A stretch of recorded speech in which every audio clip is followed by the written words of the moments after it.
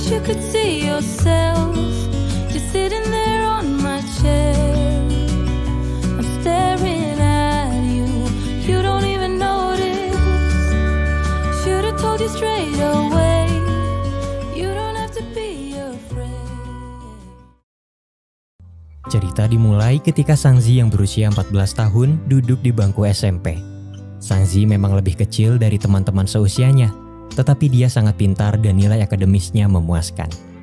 Namun, karena sering melamun dan tidak fokus saat guru menerangkan, orang tuanya sering dipanggil ke sekolah, dan ketika dia mendapat masalah yang sama untuk kesekian kalinya, Sangzi memohon kepada kakak laki-lakinya Sangyan yang sedang berkuliah untuk menggantikan orang tuanya datang ke sekolah. Sangyan menolak, dia sudah muak karena adiknya sering menyeretnya ke dalam masalah. Dan karena itu dia menjulukinya iblis kecil. Sangzi mengumpat sepanjang perjalanan pulang. Tapi setibanya di rumah, dia mendapat kabar dari ibunya bahwa kakaknya sudah pulang dari asrama. Dia dengan senang hati menyiapkan buah-buahan untuk kakaknya, berharap hatinya akan luluh dan mau membantunya. Namun, dia malah bertemu Duan Jasu, teman Sangyan yang sangat tampan.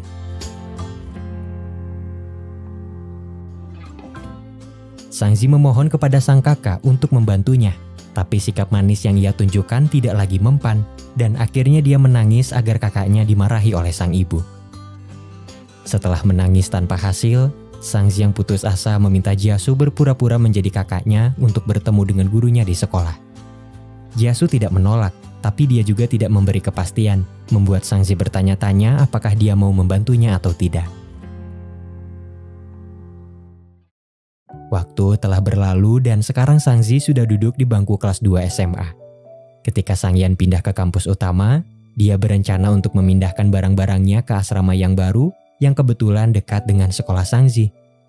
Setelah tahu bahwa Sangyan akan membantu memindahkan barang teman-temannya, Sangzi menawarkan diri untuk membantu, berharap dia bisa bertemu dengan Jasu.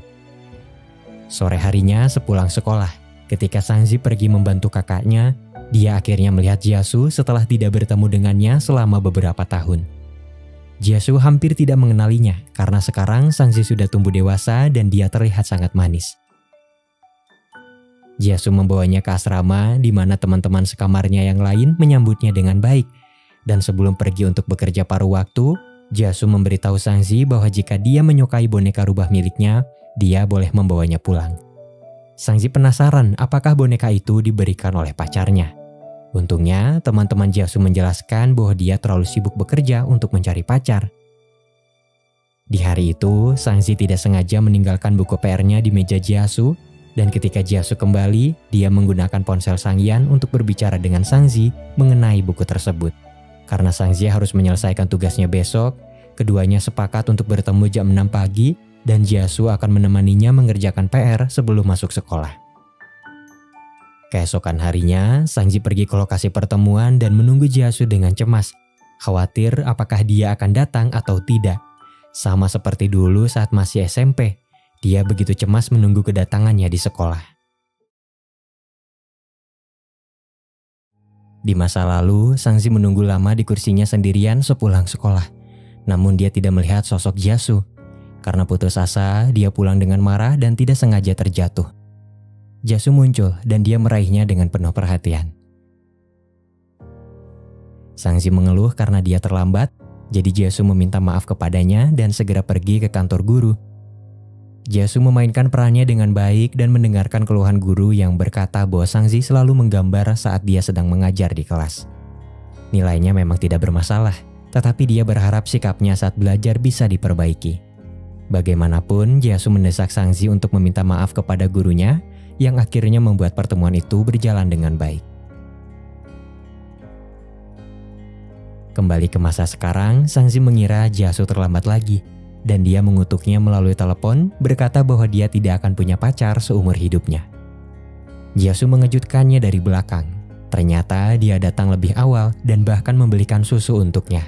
Jasu menemani Sangzi mengerjakan PR-nya di kedai roti, dan dia juga menyiapkan kue kecil untuknya. Sangzi kembali menatapnya dari waktu ke waktu sambil mengerjakan PR. Sampai akhirnya dia bertanya tentang kampung halaman Jasu dan rencana liburannya di musim panas nanti. Jasu hanya menjelaskan bahwa dia berasal dari kota Ihe. dan menyuruh Sangzi segera menyelesaikan PR-nya sambil tersenyum. Sebelum Sangzi pergi ke sekolah, Jasu memasukkan selebar kertas ke dalam tasnya. Ternyata semalam dia mengintip buku Sangzi dan membaca tulisannya yang menyatakan bahwa kakaknya menyebalkan. Jasu membuat narasinya sendiri melalui sebuah kertas dan menyebutkan bahwa dia senang bisa bertemu dengan Sangzi lagi. Sepulangnya ke rumah, jantung Sangzi berdebar kencang saat dia membaca tulisan itu. Hey, I wish you could see yourself just sitting there on my chair. I'm staring at you, you don't even notice. Should've told you straight away, you don't have to be afraid anymore. I know you haven't noticed.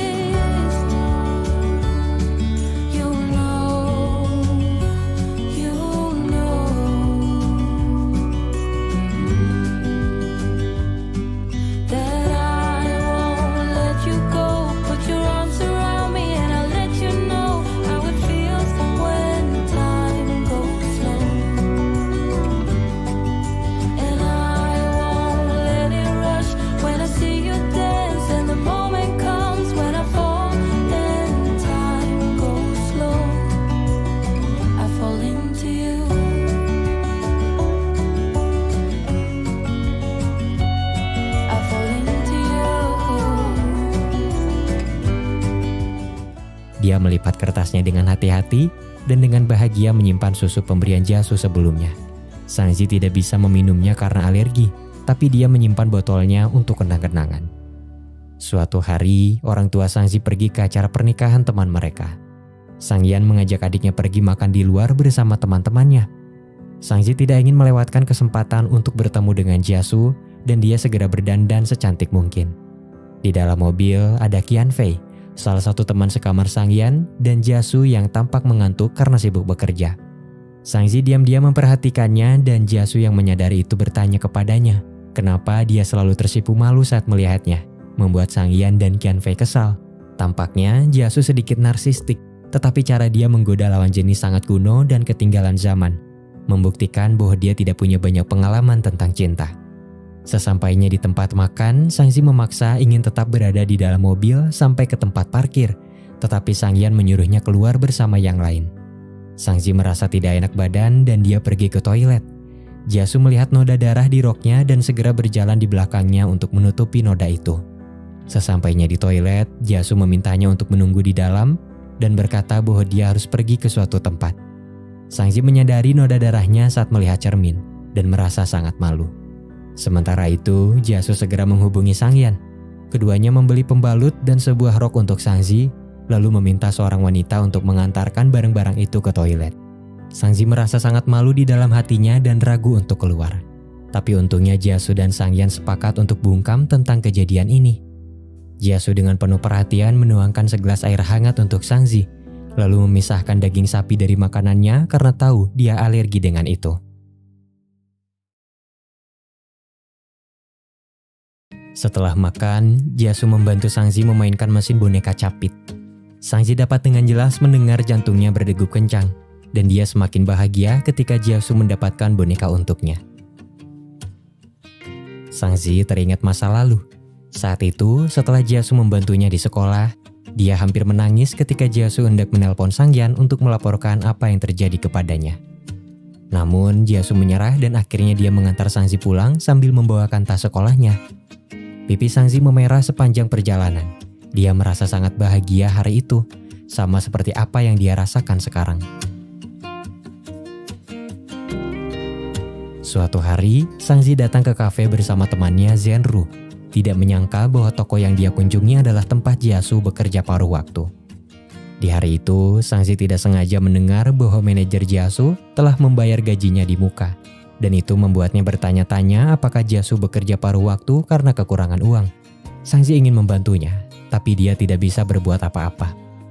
Setelah mampir ke kafe, Sangzi datang ke tempat karaoke untuk merayakan hari ulang tahun teman laki-lakinya, Zheng Chu, yang ternyata sudah menyukai Sangzi sejak SMP dan ingin menyatakan cintanya di hari ini. Zheng Chu menangis setelah mendapat penolakan yang begitu tegas, dan Jasu yang mengamati kejadian ini menasihati Sangzi tentang cara menolak perasaan yang baik dan benar, Bagaimanapun, anak laki-laki itu sudah menyukainya sejak lama dan patut dihargai. Bukan hal yang baik jika harus menolaknya dengan menyakiti perasaannya. Setelah kejadian ini, Zhenru tidak mau berbicara dengan Sangzi lagi.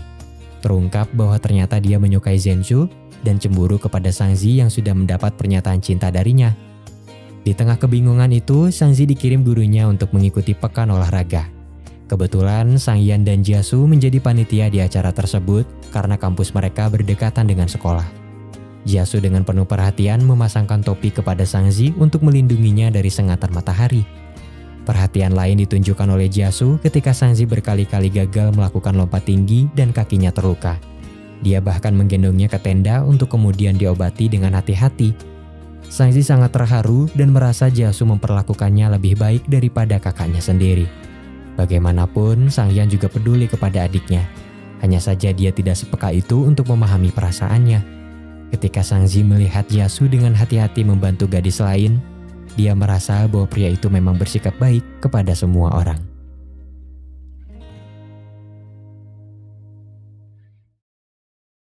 Suatu hari sepulang sekolah, Zhenru tiba-tiba mendekati Sangzi dan mengajaknya pergi ke suatu tempat. Mereka berdua sudah lama berkeliling, sebelum akhirnya Zhenru mengungkapkan bahwa sebenarnya dia ingin pergi ke warnet. Guru sekolah sering memperingati mereka untuk berhati-hati saat mengunjungi tempat tersebut karena sering terjadi hal-hal yang tidak diinginkan. Sebenarnya Zhenru tidak ingin pergi ke warnet, tetapi dia diintimidasi oleh sekelompok gadis senior yang memalaknya. Dia tidak berani melawan dan mencoba menipu Sangzi dengan menyeretnya ke dalam masalah ini.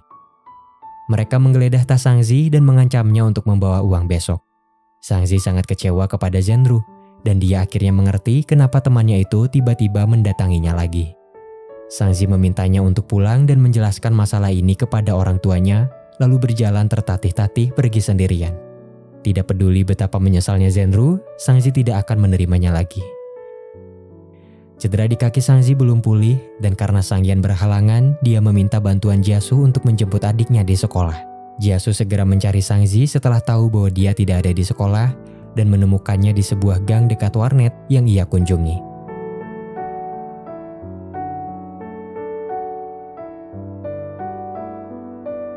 Sangzi tidak mau menceritakan masalahnya kepada Jiasu karena tidak mau merepotkannya. Tetapi Jiasu terlalu kesal untuk membiarkan ini terjadi dan segera bertindak setelah mengetahui semuanya. Keesokan harinya, Sangyan, Jiasu, dan Qianfei datang menemui para berandal yang sudah merisak Sangzi. Mereka sudah siap berkelahi jika memang ada laki-laki yang terlibat, tapi ternyata mereka hanya sekelompok gadis. Sangyan sangat marah, tapi dia tidak menyakiti mereka. Dan masalah selesai setelah para berandal itu diberi peringatan. Setelah apa yang terjadi, Zhenru dipindahkan ke sekolah lain. Sebelum pergi, dia meninggalkan surat permintaan maaf untuk Sangzi dengan rasa penuh penyesalan. Sangzi tidak menjawabnya. Dia sangat kecewa sekaligus sedih karena pertemanannya harus berakhir dengan cara yang tidak baik. Waktu terus berlalu. Hasil ujian akhir Sangzi keluar dan meskipun nilainya cukup memuaskan, nilai fisikanya yang rendah hampir membuatnya tidak lulus. Orang tuanya dengan tulus menasihati Sangzi untuk memikirkan masa depannya dengan baik. Dan setelah melihat keadaan ini, mereka memutuskan untuk memanggil tutor yang bisa membantu Sangzi di pelajaran fisika selama liburan musim dingin. Sangzi sangat kecewa setelah tahu bahwa tutornya adalah kakaknya sendiri. Selama kelas, keduanya hanya berkelahi dan hampir tidak melakukan apapun untuk belajar. Pada akhirnya, ibu Sangzi memutuskan untuk mencari orang baru. Sangzi yang tidak mau belajar menyusun rencana untuk menyelinap keluar di keesokan harinya. Tapi dia segera mengurungkan niatnya setelah tahu bahwa tutor yang akan menggantikan kakaknya adalah Jiasu.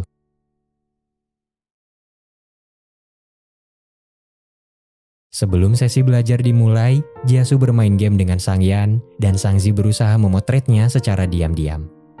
Jiasu yang menyadari itu mulai berpose, membuat Sangzi malu dan segera mencari alasan untuk menutupinya. Sangzi tidak tahu apa-apa tentang fisika, tapi Jiasu mengajarinya dengan sangat baik. Sangzi bertanya kepada Jiasu kenapa dia berkuliah di kota Nanwu. Jiasu menjelaskan bahwa dia ingin berkecimpung dalam industri game, dan kota Nanwu memiliki industri game yang paling berkembang, jadi dia datang ke sini. Selama liburan ini, Jiasu bekerja 4 hari seminggu, dan menghabiskan 3 hari sisanya untuk mengajari Sangzi. Di satu kesempatan, dia bekerja terlalu keras dan kelelahan saat mengajar. Sangzi yang menyadari itu membiarkannya untuk beristirahat lebih lama dan dengan hati-hati mengenakan mantel padanya. Setelah memberikan tutor selama beberapa hari, Jiasu menyadari bahwa Sangzi tidak tertarik pada fisika, sehingga dia mengajaknya pergi ke Museum Sains dan Teknologi untuk meningkatkan minatnya. Momen ini membuat Sangzi sangat bahagia. Selain mendapatkan banyak pelajaran, dia juga berkesempatan untuk melakukan banyak hal menyenangkan dengan orang yang dia sukai. Jiasu bercerita bahwa dia ingin membuat gamenya sendiri dan menyebarkan kebahagiaan pada orang-orang.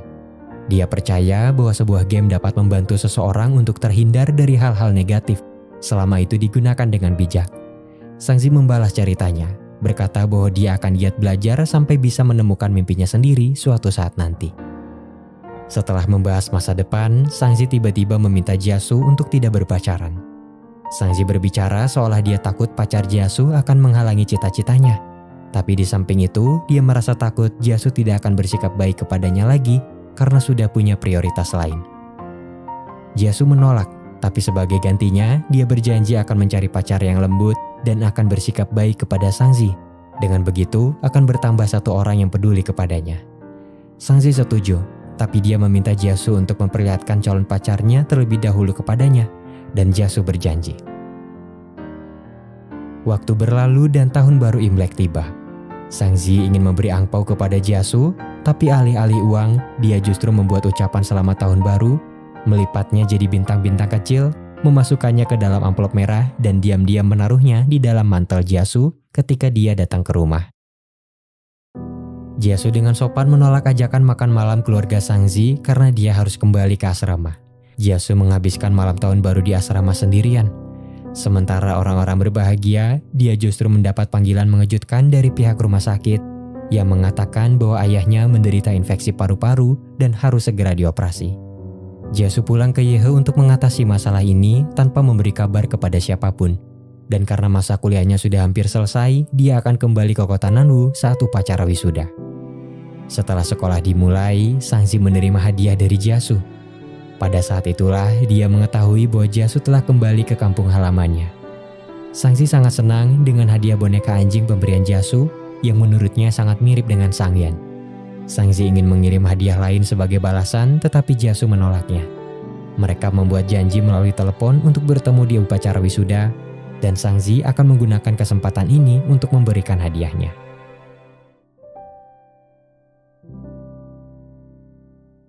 Pada hari upacara wisuda, Sangzi datang bersama ayahnya sementara ibunya tidak bisa ikut karena kurang sehat. Melihat Jiasu mengenakan pakaian toga, mata Sangzi berbinar dan dengan canggung segera memberinya sebaket bunga. Jiasu mengucapkan selamat tinggal kepada teman-teman sekelasnya, dan mungkin sulit bagi mereka untuk bertemu lagi di masa depan. Sangzi takut dia tidak bisa bertemu dengannya lagi, tetapi Jiasu menegaskan bahwa dia akan kembali menemui Sangzi di waktu luangnya. Tidak ingin melewatkan momen membahagiakan ini, Jiasu meminta temannya untuk mengambil foto dirinya bersama Sangzi yang dia perkenalkan sebagai adiknya. Sangzi sedikit kecewa karena Jiasu hanya menganggapnya sebagai adik, tapi dia juga bahagia karena itu membuktikan bahwa Jiasu bukan lagi orang asing dalam kehidupannya. Sayangnya, pada hari itu Sangzi tidak menemukan momen yang pas untuk memberikan hadiah yang sudah dia siapkan untuk Jiasu. Di pesta malam hari, semua orang membuat keributan di bar, membahas kehidupan dan rencana masa depan. Tetapi Jiasu sangat sedih karena dia harus kembali ke Yehe dengan semua permasalahan yang sudah menunggunya di sana. Jiasu mengantar Sangyan yang mabuk pulang dan dia berencana untuk tidur di hotel. Tetapi ibu Sang menahannya dan memintanya untuk menginap di rumah. Di tengah malam, Sangzi bertanya kepada Jiasu kenapa dia belum tidur. Jiasu tidak menceritakan masalahnya, tetapi Sangzi bisa merasakan bahwa dia tidak bahagia dan mendorongnya untuk angkat bicara atau dia hanya akan menemaninya jika memang belum siap untuk bercerita. Melihat ketulusan itu, Jiasu membuka sedikit tentang masalahnya, berkata bahwa dia berutang banyak pada seseorang. Sangzi dengan serius meminta Jiasu tidak cemas karena dia akan membantunya setelah menghasilkan uang sendiri. Jiasu menjelaskan bahwa semua utang itu bukan miliknya, dan meminta Sangzi untuk membeli keperluannya sendiri jika sudah bisa mencari uang. Sangzi yang tidak bisa tidur menulis permintaan di sebuah kertas.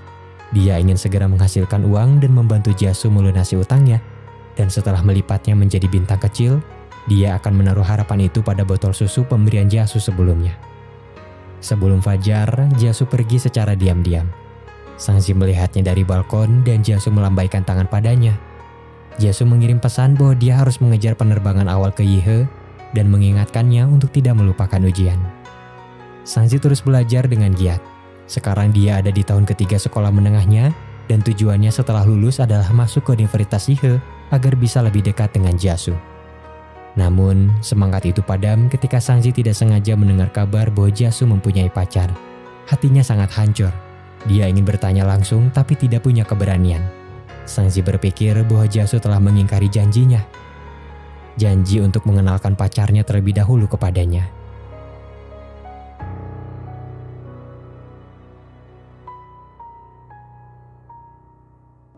Sangzi memutuskan untuk bertanya langsung kepada Jasu dan Sangyan sangat marah ketika mengetahui bahwa adiknya telah pergi ke Yihe seorang diri. Jadi dia segera meminta Jasu untuk menjemputnya. Sangzi berkata bahwa dia pergi ke Yihe untuk mencari pasangan kencan online.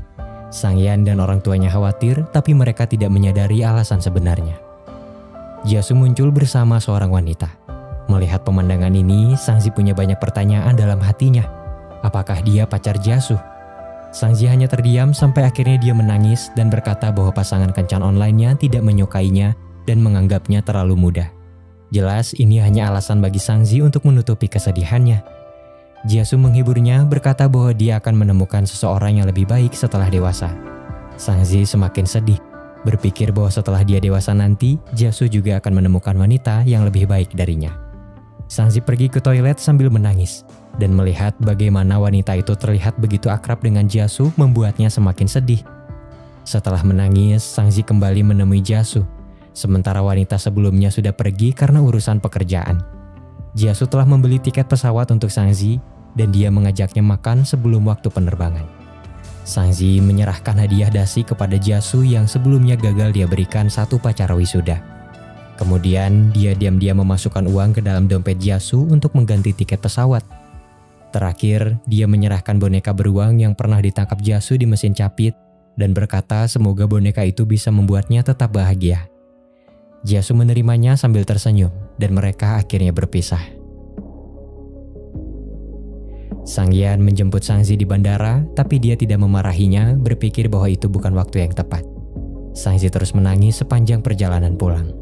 Beruntung orang tuanya berusaha memahami perasaannya dan tidak langsung menghakimi agar tidak membuatnya takut. Setelah apa yang terjadi, Sangzi memutuskan untuk segera move on. Dia menyimpan semua hal yang berkaitan dengan Jasu ke dalam kotak dan mengucapkan selamat tinggal.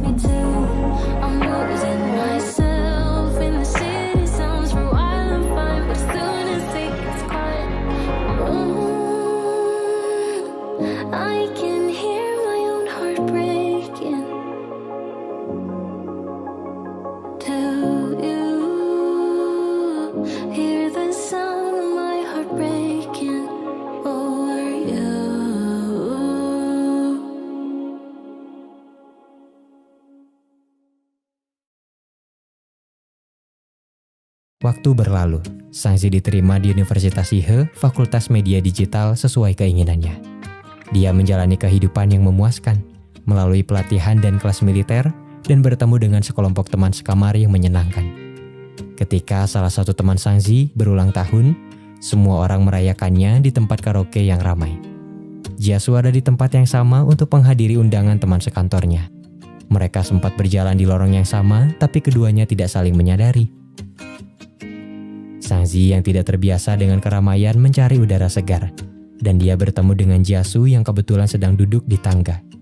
Jasu sedikit tidak senang karena ternyata selama ini Sangzi mengabaikan pesannya, dan tidak peduli bagaimana Jasu memikirkannya, dia tidak tahu kesalahan apa yang telah dia lakukan kepadanya. Sangzi mengabaikan pesan Jasu karena dia ingin move on. Tapi setelah bertemu dengannya lagi, Sangzi beralasan bahwa dia terlalu sibuk untuk belajar agar bisa diterima di Universitas Ihe. Jasu menerima alasannya dan dia mengantar Sangzi pulang meski harus menempuh jarak yang cukup jauh dengan tempat tinggalnya. Di malam itu, Jasu bercerita bahwa dia sendirian dan saat mendengar kabar dari Sangyan bahwa Sangzi akan berkuliah di kota Ihe, membuatnya senang. Pengakuan itu membuat Sangzi bingung. Suasana hatinya masam dan manis dan dia semakin penasaran. Bukankah Ihe adalah kampung halamannya?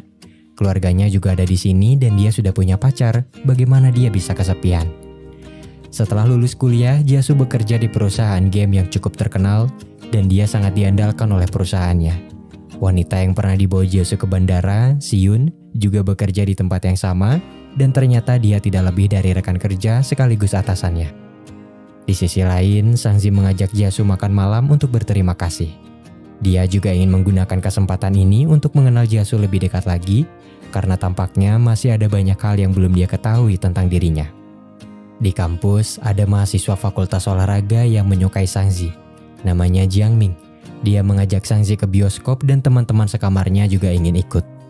Sangzi ingin menolak karena dia sudah punya janji dengan Jasu pada akhir pekan, tapi dia tidak bisa menjelaskannya. Karena teman sekamarnya sangat ingin dia ikut ke bioskop, Sangzi tidak punya pilihan selain menyetujuinya. Di samping itu, seorang wanita yang sangat peduli kepada Jasu mencoba mengiriminya beberapa barang, tetapi Jasu selalu membuangnya. Tampaknya Jasu berutang kompensasi pada wanita itu, dan setelah melunasinya, Jasu memintanya untuk tidak menghubunginya lagi. Wanita bernama Xiaoying itu merasa sedih, tetapi Jasu terus mengabaikan pesannya. Di akhir pekan, Sangzi lebih memilih untuk bertemu dengan Jasu sesuai rencana awal. Namun, Jasu tampaknya harus membatalkan janji ini. Sangzi merasa bahwa Jasu kurang sehat, jadi dia buru-buru menanyakan alamat perusahaannya dan bergegas menemuinya. Wajah Jasu begitu pucat karena perutnya sakit. Sangzi segera memanggil taksi dan tanpa sengaja menabrak Jasu di tepi jalan, dan dia tidak sengaja mengecup keningnya.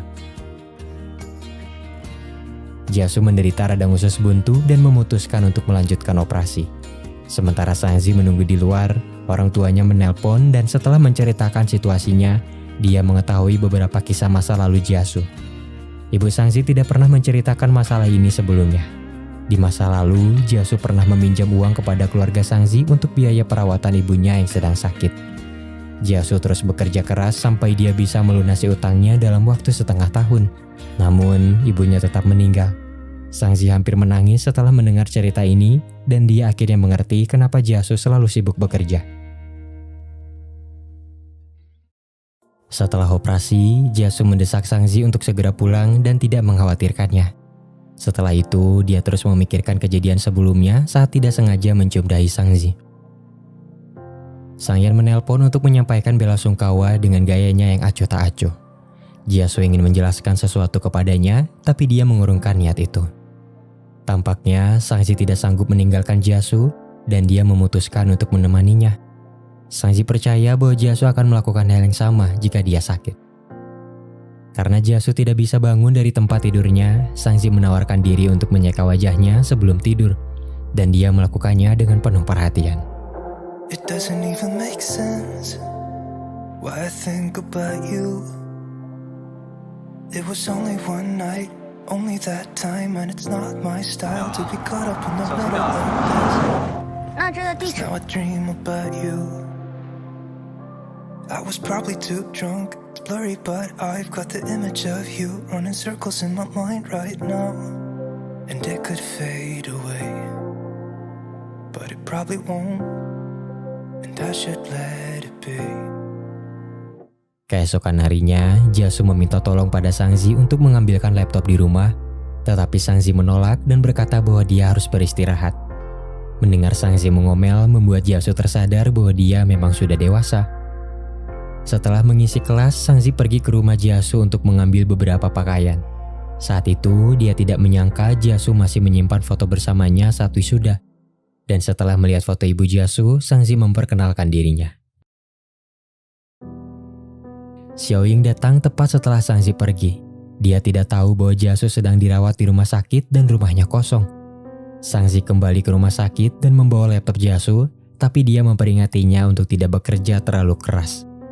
Pria tua yang mengisi tempat tidur di samping mengira bahwa Sangzi adalah istri Jasu. Jasu menjelaskan bahwa dia adalah adik perempuannya. Namun, pria tua itu ternyata tidak bisa mendengar dengan baik dan bersikeras bahwa mereka adalah pasangan yang serasi. Jasu mengiyakan perkataannya dan menanggapi semuanya dengan candaan. Tampaknya Sangzi tidak senang dengan candaan ini. Dia selalu menyembunyikan perasaannya dengan hati-hati, tetapi Jasu dengan mudahnya membuat candaan tentang itu. Sangzi berpikir bahwa mungkin di dalam hati Jasu, dia tidak akan punya hubungan selain kakak dan adik. Itu sebabnya dia bisa membuat candaan seperti itu. Setelah pulang dari rumah sakit, Sangzi cukup perhatian sampai membuat banyak catatan agar Jasu menjaga pola makannya. Setelah pergi, dia menghibur dirinya sendiri dan menerima keadaan bahwa dia hanya adik perempuan Jasu. Di samping itu, Jasu menyadari perubahan sikap Sangzi dan khawatir dia akan marah. Setelah menceritakannya kepada Siun, Jasu mendapat saran untuk mengajak Sangzi makan dan membicarakan masalahnya. Sangzi tidak bisa menolak ajakan Jasu ketika dia mengundangnya makan pada malam tahun baru. Jasu meminta maaf kepadanya atas candaan yang telah dia buat di rumah sakit, namun Sangzi mengatakan bahwa itu bukan masalah besar. Keduanya mengobrol dengan gembira, tetapi Xiaoying kebetulan melihat mereka dan dengan marah menyiram Jasu, merasa bahwa dia telah mengabaikannya. Sangzi yang tidak terima membalas perbuatan Xiaoying yang kemudian semakin murka dan menuntut Jasu bahwa dia berutang seumur hidup kepadanya. Pada akhirnya dia diseret oleh temannya dan pekerja kafe. Sangzi membantu Jasu menyeka air di wajahnya dan bertanya siapa orang itu. Jasu hanya menjelaskan bahwa ayahnya berutang pada wanita itu. Sangzi ingat bahwa dia pernah berpapasan dengannya dan khawatir wanita itu akan terus mengganggu Jasu. Melihat bagaimana Sangzi begitu peduli kepadanya membuat Jasu terharu. Pintu hatinya seolah terketuk dan dia sangat berterima kasih.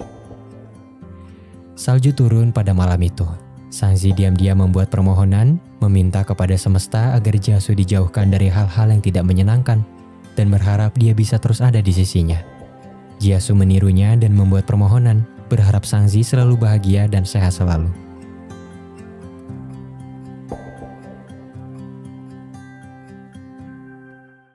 Xiaoying meminta maaf kepada Jasu atas perbuatannya di kafe. Dia masih tidak terima Jasu mengabaikannya, dan menuntut pertanggungjawaban atas kejadian di masa lalu. Saat itu, Jasu masih duduk di bangku SMA, dan sebagai teman sekelas, Xiaoying tertarik kepadanya. Hingga suatu ketika, ayah Xiaoying meninggal karena sebuah kecelakaan yang disebabkan oleh ayah Jasu. Keluarga Jasu mencoba untuk menebus kesalahan itu dengan membayar uang kompensasi yang telah ditentukan oleh pengadilan. Ibu Jasu juga berjanji bahwa keluarganya akan merawat Xiaoying. Namun, ketika Jasu mencoba untuk bersikap baik kepadanya, dia selalu diabaikan. Keadaan semakin buruk ketika ibu Jasu meninggal dan dia hampir tidak punya waktu untuk memperhatikan Xiaoying karena sibuk bekerja. Tampaknya Xiaoying masih menyukai Jasu, tapi cintanya perlahan berubah menjadi obsesi. Dia menuntut Jasu untuk mencintainya sebagai bentuk pertanggungjawaban atas kejadian di masa lalu, dan karena itu Jasu tidak menyukainya. Setelah apa yang terjadi, Jasu merasa lebih baik setelah melihat foto Sangzi yang entah bagaimana bisa memberi kedamaian untuknya. Dia menyaksikan kembang api di atap dan bertukar pesan dengan Sangzi yang juga sedang menikmati meriahnya malam tahun baru. Di satu kesempatan, Xiaoying membuat keributan di lantai bawah perusahaan Jasu. Di saat yang sama, Sangzi datang ke kantor dan bertemu dengan Jasu yang sangat mengkhawatirkannya. Jasu dengan tegas meminta Sangzi untuk berkabar sebelum menemuinya di kantor atau di rumah. Dia takut Sangzi akan berpapasan dengan Xiaoying yang mungkin akan menyakitinya. Namun, Sangzi mengira bahwa Jasu tidak suka jika dia langsung datang menemuinya seperti ini. Pada hari itu, Sangzi datang ke kantor untuk memberikan smart bell kepada Jasu. Dengan benda itu, dia bisa mengetahui siapa yang datang mengunjungi rumahnya, sehingga dia bisa mengantisipasi kedatangan Xiaoying yang terus mengganggunya. Perhatian itu lagi-lagi mengetuk pintu hati Jiasu yang perlahan mulai terbuka untuk Sangzi. Waktu terus berlalu. Proses perancangan game di perusahaan Jiasu berjalan dengan baik dan selama masa ini dia sangat sibuk. Menjelang akhir semester, Sangzi terus memikirkan perkataan Jiasu sebelumnya dan berharap dia akan segera mendapatkan penjelasan. Setelah ujian, Sangzi mengajak teman-temannya untuk bersantai dan semua orang setuju. Jiang Ming menyanyikan lagu cinta di atas panggung untuk Sangzi, tetapi dia terabaikan. Ketika Jiasu menelpon, Sangzi yang sedikit mabuk mengatakan bahwa dia ada di bar bersama teman-temannya dan Jiasu bergegas untuk menjemputnya. Melihat Sangzi keluar, Jiang Ming segera mengikutinya. Jiasu datang ketika Jiang Ming berusaha membantu Sangzi yang terlalu banyak meminum anggur. Jiasu segera mengambil alih dan Jiang Ming tidak punya pilihan selain pergi setelah Sangzi berkata bahwa dia adalah kakaknya. Sangzi yang mabuk mulai merasa mual sehingga Jiasu menggendongnya. Di malam itu, Sangzi mengungkapkan sebuah rahasia bahwa dia menyukai seseorang. Sangzi tidak mengatakan siapa orangnya. Hanya saja dia menjelaskan bahwa orang itu bersikap baik pada semua wanita dan itu membuatnya sedih. Jiasu tidak tahu siapa orang yang dibicarakan Sangzi, tetapi dia merasa tidak nyaman dengan pengungkapan ini. Jiasu mengantar Sangzi pulang ke asrama dan keesokan harinya Sangzi terbangun dengan kesal memikirkan apa yang terjadi kemarin, terutama ketika dia tidak sengaja memuntahi Jiasu. Teman-teman sekamarnya sangat heboh. Mereka sering mendengar cerita tentang Jiasu, tapi tidak pernah menyangka bahwa dia setampan itu. Sangzi memutuskan untuk pulang ke Nanwu selama liburan akhir semester. Dia sudah membeli tiket dan Jiasu yang mengetahui itu datang ke asrama untuk kemudian mengantarnya ke bandara. Saat dia memasukkan barang bawaannya ke dalam mobil, Jiang Ming tiba-tiba datang untuk berbicara dengan Sangzi dan mengungkapkan perasaannya. Sangzi bingung, tapi kemudian dia teringat dengan nasihat Jiasu tentang cara menolak perasaan yang baik dan benar. Jiang Ming menerima penolakannya dengan lapang dada setelah Sangzi mengucapkan terima kasih dan menjelaskan bahwa dia sudah menyukai seseorang. Jiasu menyaksikan semuanya dari kejauhan dan berpikir bahwa pria itu adalah orang yang disukai Sangzi. Anehnya, dia terlihat cemburu sepanjang perjalanan menuju bandara. Dan ini adalah bukti bahwa dia mulai menyukainya. Sangzi menghabiskan waktu liburannya di rumah. Sementara itu, Qianfei datang untuk makan malam bersama Jiasu dalam perjalanan bisnis pertamanya di kota Hihe. Jiasu menceritakan sedikit tentang kisah percintaannya, berkata bahwa dia sedang tertarik pada gadis muda yang sayangnya sudah menyukai seseorang. Jiasu menjelaskan bahwa gadis itu menyukai pria yang bersikap baik pada semua wanita. "Bukankah itu kau?" kata Qianfei yang kemudian menjelaskan bahwa mungkin pria yang disukai gadis itu adalah Jiasu karena dia juga bersikap baik pada semua wanita. Jiasu menyangkal pada awalnya, tapi kemudian dia memutuskan untuk mencari tahunya dengan hati-hati. Jiasu pergi ke kota Nanwu untuk menghadiri pernikahan Qianfei. Sangzi terkejut saat melihat Jiasu mengenakan dasi pemberiannya dan sepanjang pertemuan dia selalu bercanda mengakui Sangyan sebagai kakaknya, membuat Sangzi semakin kebingungan. Jiasu menggunakan kesempatan ini untuk mengetahui perasaan Sangzi sehingga dia mengamati setiap tingkah lakunya. Melihat bagaimana Sangzi sering salah tingkah dan membuat alasan yang tidak konsisten, Jiasu berpikir bahwa Sangzi memang tertarik kepadanya. Setelah makan, Sangyan menolak untuk pulang. Sangzi mau tidak mau mengucapkan selamat tinggal pada semua orang, tetapi Jiasu menawarkan diri untuk mengantarnya pulang. Pada malam itu, untuk pertama kalinya Jiasu memanggil Sangzi dengan nama panggilannya Zizi, membuatnya tertegun sejenak. Setelah mengantar Sangzi pulang, Jiasu memberinya hadiah tahun baru berupa gelang dengan inisial nama terukir di atasnya. Pandangan Jiasu tampak tidak biasa pada malam itu, membuat Sangzi bertanya-tanya apa yang terjadi kepadanya. Sangzi mencari tahu makna memberikan gelang, tapi dia kecewa setelah membaca artikel yang menyebutkan bahwa itu hanya wujud perhatian dari orang yang lebih tua, dan karena itu dia tidak mau memakainya. Di samping itu, Jiasu berjuang sepanjang malam untuk mendapatkan tiket penerbangan yang sama dengan Sangzi agar dia bisa kembali ke Yehe bersamanya. Di bandara, Jiasu bertemu dengan teman sekelas SMA-nya yang secara tidak sengaja menyinggung Xiaoying dan berkata bahwa Jiasu berpacaran dengannya. Jiasu segera menyangkalnya dan Sangzi pura-pura santai saat bertanya tentang itu. Dia akhirnya tahu bahwa Xiaoying adalah wanita yang pernah menyiram Jiasu di kafe. Jiasu menjelaskan bahwa jika dia punya pacar, dia akan mengenalkannya terlebih dahulu kepada Sangzi. Mendengar perkataan itu, Sangzi terkejut dan menyadari bahwa Jiasu tidak pernah melupakan janjinya. Kemudian, dia bertanya tentang wanita yang pernah dibawa Jiasu ke bandara saat itu. Jiasu tersenyum melihat Sangzi tampak cemburu dan malu-malu. Dia semakin yakin bahwa gadis itu memang menyukainya. Merasa telah mendapatkan lampu hijau, Jiasu memutuskan untuk mengejar Sangzi terlebih dahulu untuk menjaga harga dirinya. Dia menerima segala bentuk masukan dari teman-temannya tentang cara mendapatkan hati seorang wanita. Langkah pertama yang harus dia lakukan adalah mempertemukan Sangzi dengan Siyun, wanita yang pernah dia bawa ke bandara saat itu. Dan setelah keduanya bertemu, Sangzi mengetahui bahwa Jiasu tidak pernah berpacaran dan Siyun tidak lebih dari sekedar teman kantor.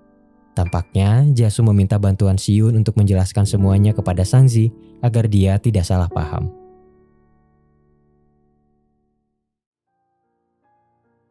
Setelah apa yang terjadi, Jiasu mengajak Sangzi ke bioskop. Namun, kencan pertama itu tidak berjalan lancar ketika Sangzi tidak sengaja meneguk minuman yang mengandung susu dan membuat alerginya kambuh. Jiasu segera menukar minumannya dan sepanjang sisa hari itu, Sangzi mengalami ruam, membuatnya harus dibawa ke rumah sakit. Setelah memberikan obat kepada Sangzi, Jiasu ingat bahwa dia pernah memberikan susu padanya di masa lalu. Sangzi berbohong, berkata bahwa dia memberikan susu itu pada temannya. Sepulangnya ke asrama, semua orang menunggu kabar terbaru dari Sangzi. Kencannya memang tidak berjalan lancar, tetapi Sangzi senang karena Jiasu tampak menyukainya. Bagaimanapun, teman-teman Sangzi turut berbahagia. Mereka sudah mengikuti perkembangan ceritanya, dan setelah kejadian ini, mereka mencoba membimbingnya dalam hal percintaan. Pada hari ulang tahunnya, Sangzi berdandan cantik untuk bertemu Jiasu. Mereka pergi untuk menghabiskan waktu bersama. Di dalam bus, Jiasu senantiasa menjaga Sangzi dan menawarkan tangannya untuk dipegang agar dia tidak terjatuh. 你扶着我，别摔倒。 Know that I would, 'cause I'm just loving this moment. Can't always stay here forever, forever, forever, forever. Keduanya pergi ke bioskop untuk menonton film yang gagal mereka lihat terakhir kali. Jiasu menunjukkan segala bentuk perhatiannya kepada Sangzi dan itu membuatnya sangat bahagia. Sangzi terkejut ketika Jiasu mengajaknya ke rumah. Dia masih ingat dengan perkataannya untuk tidak datang menemuinya di perusahaan dan rumahnya. Jiasu dengan cepat menjelaskan bahwa dia hanya tidak ingin Sangzi berpapasan dengan Xiaoying yang mungkin akan menyakitinya. Dan karena itu, dia memintanya untuk memberi kabar jika ingin menemuinya. Sangzi mengerti dan dia menerima ajakan Jiasu untuk datang ke rumahnya. Ternyata Jiasu telah menyiapkan kejutan ulang tahun di rooftop rumahnya, serta kue ulang tahun yang disiapkan khusus untuknya. Sangzi sangat bahagia karena ini adalah ulang tahun pertamanya bersama Jiasu dan dia berharap bisa merayakannya lagi di masa depan. Jiasu juga menyiapkan hadiah untuk Sangzi dan meminta dia untuk membukanya setelah pulang.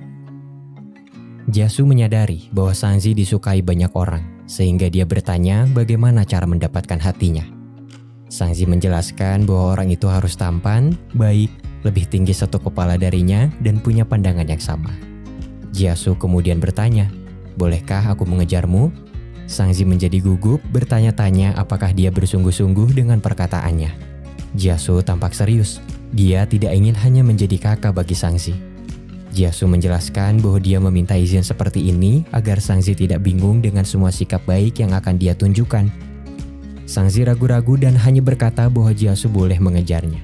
Sangzi semakin tersipu malu ketika Jiasu memujinya, berkata bahwa dia terlihat cantik hari ini.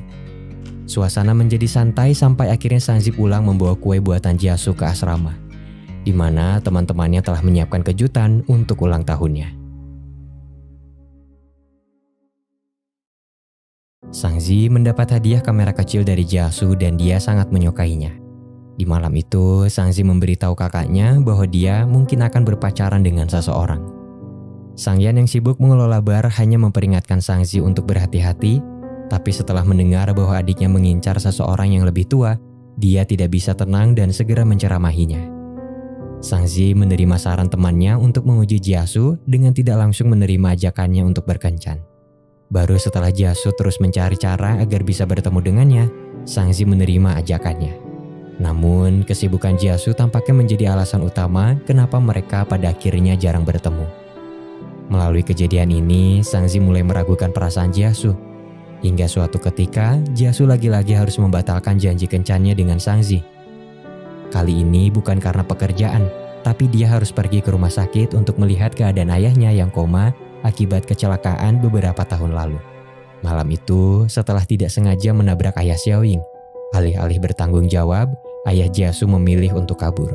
Keluarga meminta dia untuk menyerahkan diri ke polisi, tapi dia tidak mau mendengar dan pergi melompat ke jendela yang cukup tinggi. Kehidupan Jiasu hancur seketika. Ayahnya yang tidak berdaya koma di rumah sakit. Ibunya terpaksa terus bekerja siang dan malam untuk mencari nafkah, dan masa muda Jiasu dihabiskan untuk belajar sambil bekerja. Penderitaannya terus berlanjut ketika ibunya jatuh sakit dan akhirnya meninggal dunia.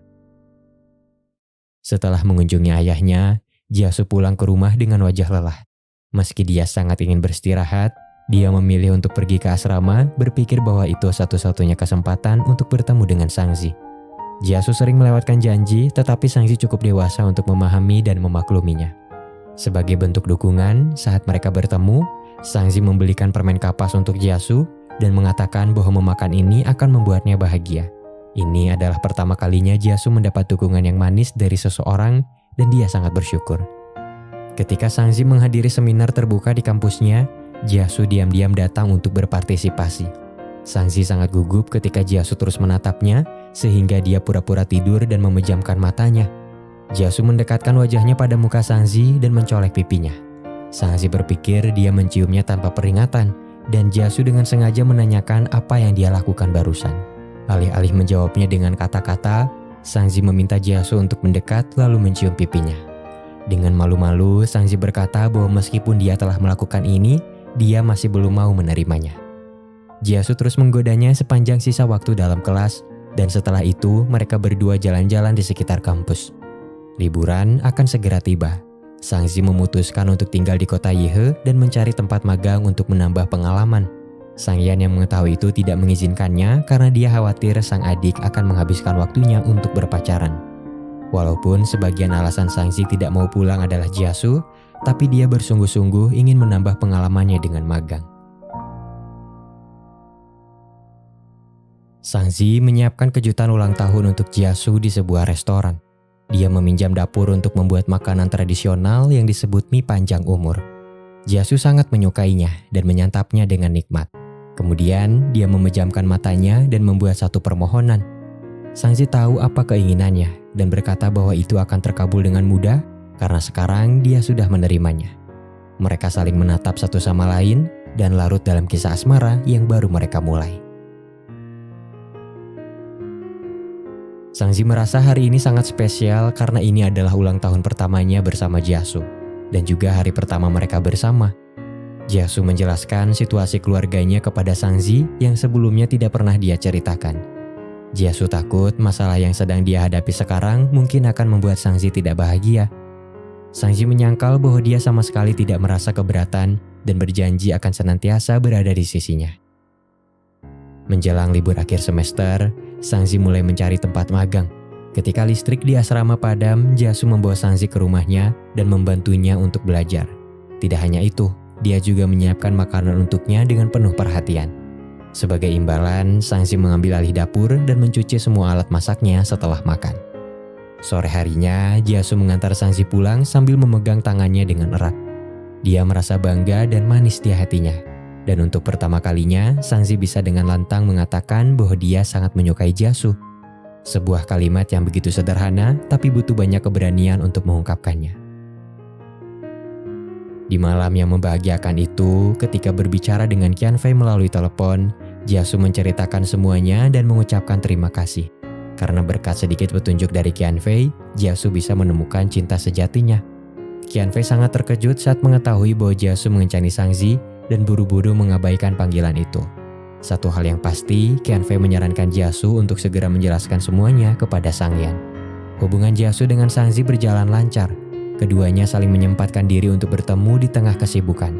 Mereka peduli terhadap satu sama lain, saling menggoda dan terkadang merasa cemburu. Sampai akhirnya liburan akhir semester tiba, orang tua Sangzi tidak ingin putrinya tinggal di Yihe dan bahkan membantunya untuk mencari tempat magang di Nanwu. Namun, Sangzi tetap teguh pada pendiriannya untuk tetap tinggal. Sangzi menerima kabar bahwa dia lulus wawancara untuk magang di perusahaan periklanan. Pada hari pertamanya bekerja, dia tidak menyadari bahwa kepala departemennya adalah Xiaoyu, teman Xiaoying. Dalam situasi ini, Xiaoyu beranggapan bahwa Sangzi adalah musuh temannya sehingga dia tidak memperlakukannya dengan baik. Di penghujung hari pertama magang, Sangzi merasa tidak senang, tapi dia menyembunyikan fakta itu dari orang tuanya. Jiasu secara khusus membawa karangan bunga untuk Sangzi, lalu membawanya makan malam sebagai bentuk dukungan di hari pertamanya bekerja. Waktu berlalu. Meski Sangzi terus mendapat tekanan dari Xiaoyu, dia tidak menyerah dan berusaha melakukan yang terbaik untuk pekerjaannya. Sangzi merasakan banyak kenyamanan ketika dia bertemu dengan Jiasu. Bersandar di pelukannya sudah cukup untuk mengembalikan energinya yang hilang. Suatu ketika, Jiasu mengantar Sangzi pergi ke kantor dan mereka terlihat begitu mesra. Xiaoyu kebetulan melihat pemandangan ini saat dia lewat, jadi dia memberitahu Xiaoying berpikir bahwa Sangzi merebut Jiasu dari temannya. Kabar ini membuat Xiaoying tidak senang sehingga dia berusaha untuk menemui Sangzi bagaimanapun caranya. Ketika mereka berdua akhirnya bertemu di sebuah tempat, Xiaoying menjelaskan situasi Jiasu yang sebenarnya, berkata bahwa dia anak dari seorang pembunuh dan punya banyak tanggungan, terutama untuk mengurus ayahnya yang koma dengan biaya perawatan mahal setiap tahunnya. Dia juga mengklaim bahwa Jiasu kekurangan cinta karena keluarganya, sehingga dia akan dengan mudah menafsirkan kebaikan orang sebagai cinta. Xiaoying berpikir Sangzi akan menjauhi Jiasu setelah mendengar fakta ini, tapi dia salah. Sangzi sudah mengenal Jiasu bertahun-tahun yang lalu, dan sudah selama itu dia menumbuhkan perasaannya. Cintanya bukan sebatas ketertarikan biasa dan sementara, tetapi rasa sayang dan kesiapan untuk menerima segala kekurangannya. Selain itu, Sangzi percaya bahwa Jiasu tidak ada kaitannya dengan kematian ayah Xiaoying dan tidak ada alasan untuk menyalahkannya. Sangzi sedikit memahami perasaan Xiaoying dan karena itu dia tidak menghakimi tindakannya. Dia berharap Xiaoying akan segera sadar bahwa dirinya berada di jalan yang salah. Saat bertemu dengan Jiasu, Sangzi tidak menceritakan apa yang terjadi. Dia menerima roti pemberian Jiasu dan membalasnya dengan kartu bank berisi uang tabungannya. Sangzi hanya menjelaskan bahwa sebagai pacar, dia bisa memperlakukannya dengan baik. Jiasu tidak menolak, tapi dia juga menyerahkan kartunya kepada Sangzi dan memintanya untuk membeli apapun yang dia inginkan. Keduanya sepakat untuk tidak menggunakan uang tersebut sembarangan, dan Sangzi cukup dewasa untuk berpikir akan membeli rumah bersama di masa mendatang. Di satu kesempatan, Jiasu mengantar Sangzi pulang setelah bekerja lembur. Ibunya menelpon untuk menanyakan kabar, disusul dengan panggilan Sangyan yang ternyata diam-diam mengikuti mereka. Kedatangan Sangyan membuat suasana menjadi sangat menegangkan karena tampaknya dia tidak suka dengan situasi ini. Sangzi berusaha menjelaskan dengan hati-hati sebelum akhirnya Jiasu mengambil alih dan menjelaskan hubungan mereka kepada Sangyan yang masih memasang wajah dingin. Setelah mengantar Sangzi ke asrama, Sangyan meminta Jiasu untuk berbicara empat mata. Sangzi sangat khawatir tetapi Jiasu membiarkannya. Setibanya di tempat sepi, Sangyan melepaskan semua emosi yang dia tahan dan memukul Jiasu. Dia terus memukulnya beberapa kali tanpa perlawanan. Di antara semua gadis, kenapa harus adikku? Tanya Sangyan. Aku tidak main-main dengannya, jawab Jiasu dengan penuh percaya diri. Pada akhirnya, Sangyan masih tidak bisa berkata apa-apa, namun hatinya masih marah. Dia hanya takut adiknya akan tersakiti, dan sudah pasti itu akan berimbas pada hubungan pertemanannya dengan Jiasu. Sangyan meredakan emosinya dan membawa Jiasu pergi untuk diobati. Di perjalanan, Jiasu berjanji kepada Sangyan bahwa dia akan memperlakukan Sangzi dengan baik selama sisa hidupnya. Jiasu berulang kali menyatakan bahwa dia serius dan perbedaan usia di antara mereka tidak terlalu besar, hanya 5 tahun. Setibanya di rumah Jiasu, Sangyan tidak berkata bahwa dia merestui hubungan adiknya dan hanya memperingati Jiasu tentang konsekuensi yang akan dia terima jika adiknya terluka. Keesokan harinya, Jiasu mengenakan masker untuk menutupi lukanya dari Sangzi, tapi dia tidak berhasil. Sangzi tahu bahwa ini perbuatan kakaknya, jadi dia dengan marah mendatanginya di sebuah kafe. Jiasu berhasil membujuk Sangzi untuk berbicara dengan kakaknya. Keduanya bertengkar tapi kemudian berbaikan dengan canggung. Bagaimanapun, Sang Yan melakukan semua ini karena peduli pada adiknya. Hanya saja dia tidak bisa menunjukkannya dengan cara yang lembut. Jiasu pergi ke perusahaan setelah memulangkan Sang Zi, dan Sang Yan bersikeras ingin menemaninya kerja lembur di kantor. Di hari yang tidak terduga itu, Sang Yan mengungkapkan bahwa dia sangat mengkhawatirkan hubungan adiknya, tapi di sisi lain dia merasa lega mengetahui pacar Sang Zi adalah Jiasu yang sudah sangat dia kenali sifat dan kepribadiannya. Sang Yan pulang di keesokan harinya karena dia harus mengelola bar miliknya. Jiasu secara tidak sengaja mendapat kabar dari seseorang yang melihat Xiaoying berbicara dengan Sang Zi.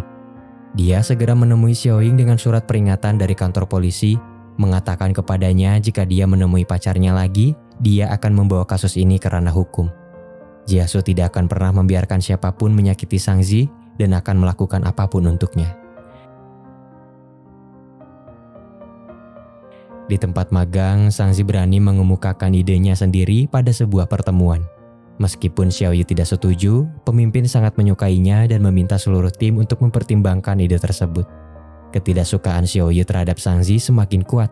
Dia merasa telah dipermalukan dalam pertemuan tersebut dan menuduh Sang Zi sebagai pencuri pacar orang. Sang Zi tidak pernah menceritakan masalahnya kepada Jiasu selama dia bisa mengatasinya sendiri.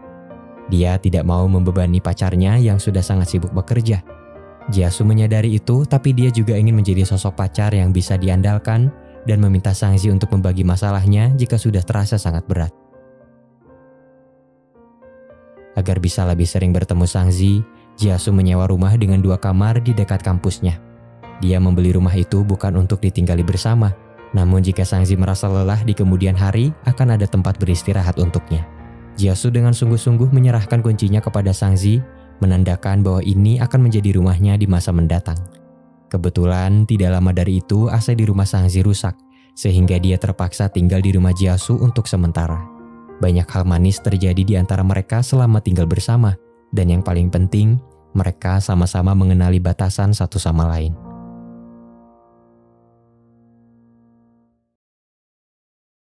Proyek Jiasu mengalami kemajuan besar. Setelah begadang semalaman dan bekerja lembur tahun ini, game yang dia kembangkan bersama timnya akhirnya diluncurkan dan mendapat banyak respon positif. Sementara itu, di hari terakhir magang, Sang Zi secara khusus memberi hadiah perpisahan untuk Xiaoyu dan menyatakan bahwa dia tidak merebut pacar siapapun. Dia juga menyarankannya untuk menemani Xiaoying pergi ke psikiater yang bisa membantunya dan Xiaoyu bisa mengetahui apa yang sebenarnya terjadi. Setelah kuliah dimulai, Sang Zi berencana untuk berpartisipasi dalam kompetisi desain Universitas Yehe. Dan selama libur hari nasional, dia pulang ke Nanwu karena orang tuanya sangat merindukannya. Setibanya di rumah, Ibu Sang tidak sengaja mendengar putrinya menelpon seseorang dengan mesra, tidak menyadari bahwa itu adalah Jiasu.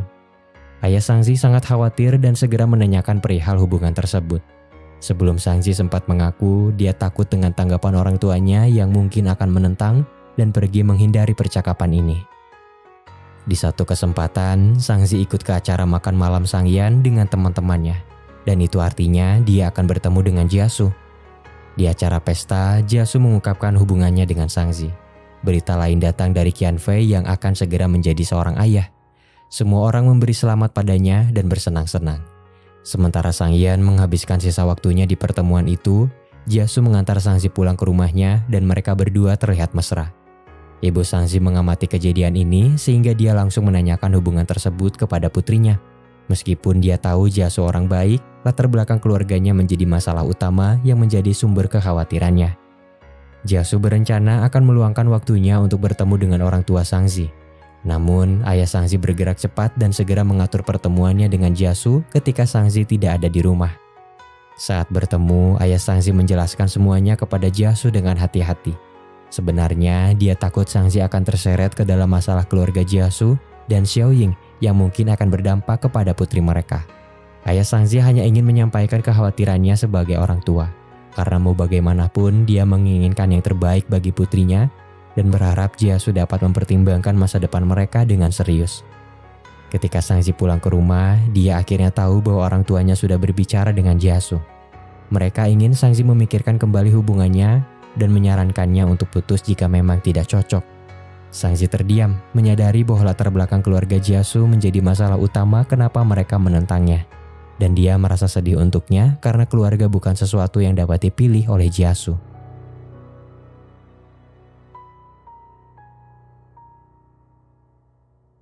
Suasana hati Jiasu menjadi rumit setelah pertemuannya dengan ayah Sangzi. Khawatir dia akan tertekan, Sangzi menelpon Jiasu dengan harapan dia tidak akan sedih.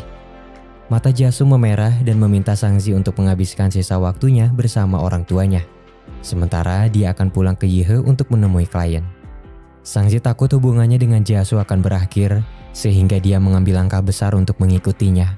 Dia memahami kekhawatiran orang tuanya, namun dia sudah dewasa dan sangat yakin dengan apa yang diinginkannya. Setelah Sangzi turun dari pesawat, Jiasu segera menjemputnya di bandara. Sangzi memberitahu Jiasu bahwa saat masih SMA, dia tidak pernah mencari pacar online. Saat itu dia datang ke bandara untuk menemuinya setelah mendapat kabar bahwa dia punya pacar, lalu menjelaskan kenapa dia terus mengabaikan pesannya sampai masuk kuliah. Sangzi menunjukkan harapan yang dia tulis dalam catatan bintang tentang bagaimana dia begitu menyukai Jiasu. Dengan terungkapnya semua rahasia ini, Sangzi berharap Jiasu percaya bahwa dia tulus mencintainya, sehingga dia tidak perlu mendengarkan apa kata orang tentang hubungan mereka. Sangzi berpikir bahwa Jiasu sedang mempertimbangkan untuk putus dengannya, tapi sebenarnya Jiasu sedang berpikir apa yang harus mereka lakukan di masa depan agar bisa terus bersama. Sedangkan untuk kekhawatiran orang tua Sangzi, dia sedang mencari waktu untuk menjelaskan kepada mereka. Jiasu mengambil langkah besar dalam hidupnya. Dia mengundurkan diri dari perusahaan dan kembali ke Nalu untuk memulai perusahaannya sendiri. Kemudian dia mendapat panggilan dari rumah sakit mengenai kondisi ayahnya yang semakin buruk. Jiasu tidak tahu harus berkata apa di samping tempat tidur ayahnya. Dia hanya menyayangkan perbuatannya dan menceritakan apa yang terjadi pada keluarga mereka selama ini. Mungkin hidup Jiasu akan jauh lebih baik jika ayahnya tidak menghindar dari tanggung jawab. Setelah melalui banyak masalah, Jiasu mengerti apa itu tanggung jawab dan sekarang dia bisa melindungi orang yang dicintainya. Jiasu meminta ayahnya untuk beristirahat dengan tenang dan dia bisa meminta maaf pada ibu Jiasu ketika pergi ke alam sana. Ayah Jiasu menggerakkan jarinya, lalu dia meninggal dunia. Setelah mendengar berita ini, Sangzi sangat mengkhawatirkan kekasihnya. Jiasu berkata dengan tenang bahwa hari seperti itu cepat atau lambat akan terjadi, tetapi dia menoleh dan menangis terengah-engah di pelukan Sangzi. Sejak saat itu, dia sendirian tanpa ayah dan ibu. Di makam ibunya, Jiasu memberitahunya bahwa ayahnya telah pergi dan berharap mereka bisa hidup bahagia di sana. Sangzi mengungkapkan bahwa Jiasu adalah orang yang baik dan dia berjanji akan melindunginya, terus berada di sisinya, serta mencintainya sepenuh hati agar dia tidak merasa sendirian. Demi masa depan mereka, Jiasu harus kembali ke Nalu lebih awal untuk mempersiapkan bisnisnya sendiri, sementara Sangzi harus menyelesaikan studinya di Yihe. Berat rasanya bagi mereka untuk berpisah, tapi itu adalah jalan terbaik. Sangzi sibuk mengikuti kompetisi desain di kampus, sementara Jiasu mulai mencari kantor dan membangun studionya langkah demi langkah. Setelah mencari waktu yang tepat, Jiasu mengunjungi orang tua Sangzi dan setelah makan bersama, dia memberanikan diri untuk mengungkapkan pikirannya. Jiasu memahami kekhawatiran mereka sebagai orang tua, tapi dia juga tulus mencintai Sangzi.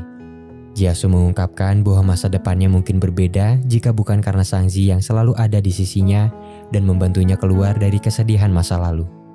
Jiasu berkata bahwa saat ini dia tidak punya banyak hal, tapi dia akan menggunakan semua yang dia miliki untuk membahagiakan Sangzi. Orang tua Sangzi tidak peduli pada hal lain selain kebahagiaan putrinya. Dan berkat ketulusan hati Jiasu, mereka akhirnya melepaskan Sangzi dan merestui hubungan mereka berdua. Sang Yan dengan tulus berharap agar hubungan adiknya berjalan dengan baik, dan Jiasu sangat berterima kasih kepadanya atas semua dukungan yang dia berikan selama ini. Sangzi sangat senang setelah mengetahui orang tuanya sudah memberikan restu. Kabar baik lainnya datang dari proyek desain Sangzi yang memenangkan penghargaan. Jiasu berbohong saat berkata padanya dia sangat sibuk dan tidak bisa menemaninya di upacara penghargaan. Pada kenyataannya, dia hadir di acara tersebut sebagai perwakilan senior yang akan menyerahkan penghargaan kepada para peserta. Kejutan itu membuat Sangzi sangat senang. dan dia tidak bisa berhenti menatapnya saat berdiri bersama di atas panggung.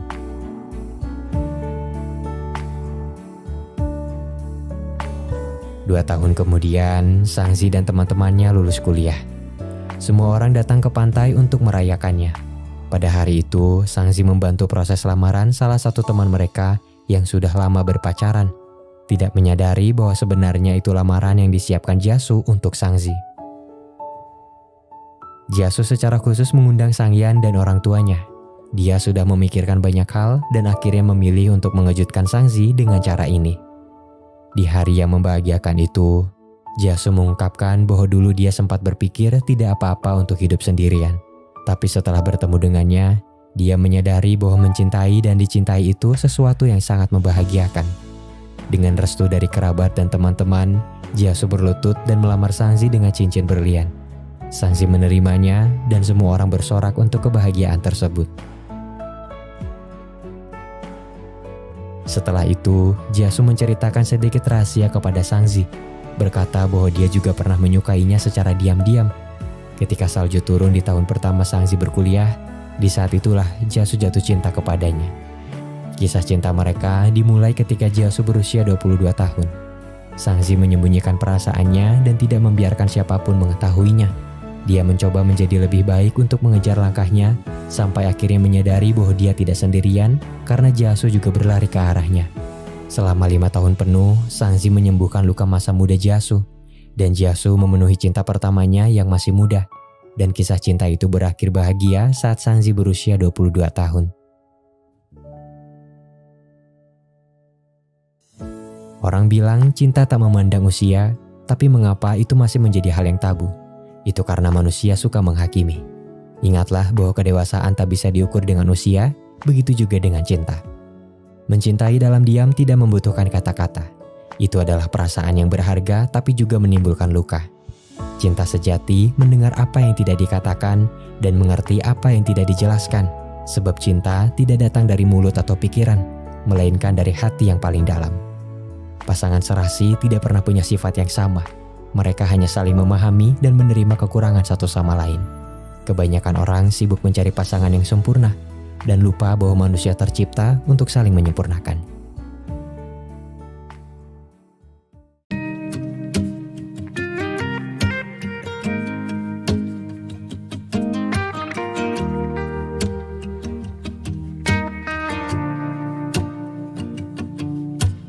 Hey, won't you stay a little bit longer?